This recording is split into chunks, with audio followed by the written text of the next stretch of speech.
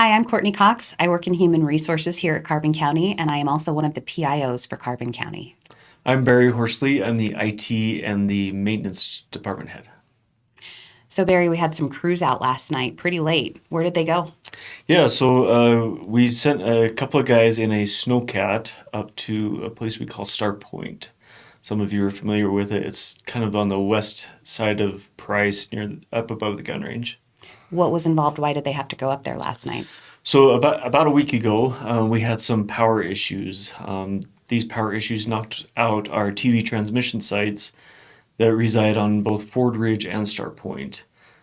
Star Point failed over to generator and everything worked great for a while, but a few days later when Rocky Mountain Power got the power back on, during that transition we had some equipment kind of give us some grief and lock up on us, and so it required somebody to actually get to the site and reset it.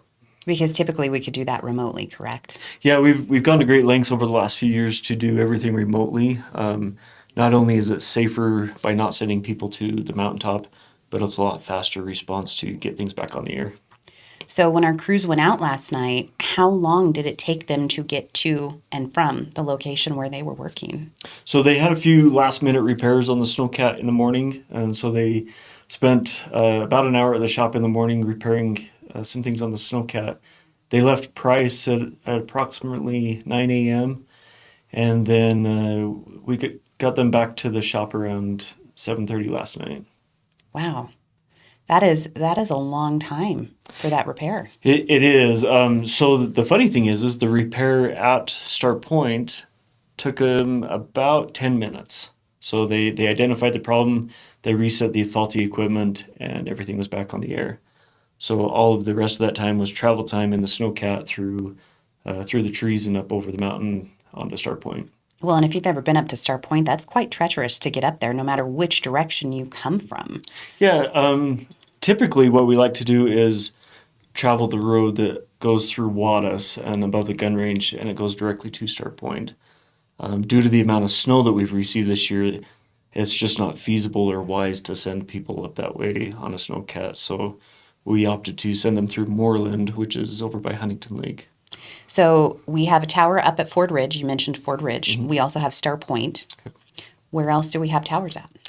We have one in Clear Creek, above the town of Clear Creek.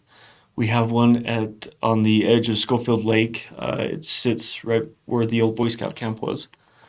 We also have one in Helper that sits above the cemetery. Okay. Wood Hill that sits just above Mount Harmon. And I think that's all of them, and inside of Carbon County. And Carbon County personnel here is responsible for maintaining all of that. Yes, yep. Not only within Carbon County, but we team up with the Southeastern Utah local governments for a TV association. And so we actually make trips to other sites, especially in Emery County. We team up with them. It takes a lot of people sometimes to mount equipment and climb a tower and hoist antennas. So sometimes Emery County will come here and help us. We'll go help them.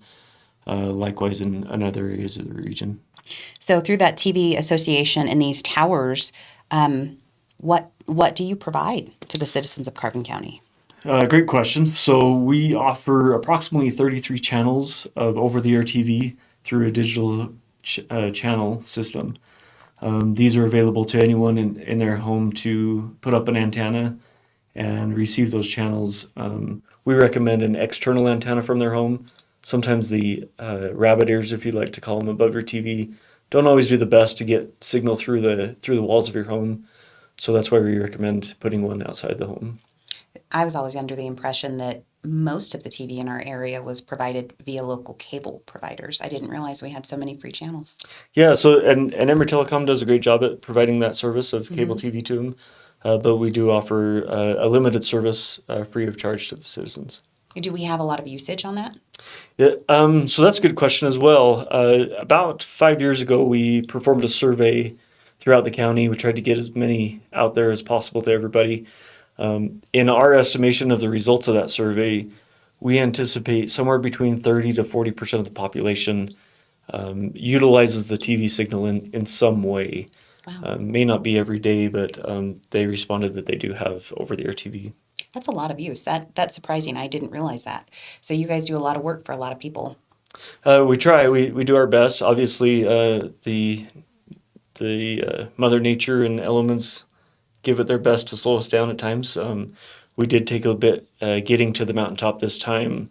Like I said, we try and do that remotely most of the time, but due to the weather and also in town needs of the county employees, it took us a bit longer than normal to get there. And you said that you didn't go your typical way. Usually you go up above the gun range. Correct. We analyzed the safety issues of that, and when we looked at the path above Wattis, above the gun range, it just wasn't feasible to send people that way. So that's why we opted to go the long way. I really appreciate those guys. I don't know that I would have wanted to make that trip in the snow in a snow cat. Up at that elevation. I got to give them credit. I really sincerely appreciate what they do for us. Yeah, they did a great job. They ran into a few hitches. They ended up there was a few trees across the path that they had to knock out of the way and climb over and get there. We at one time we actually had a tree clog up the tracks of the snowcat, so they had to get out in the weather and get the tree out of the tracks and then move on. So Oh my gosh. Wow.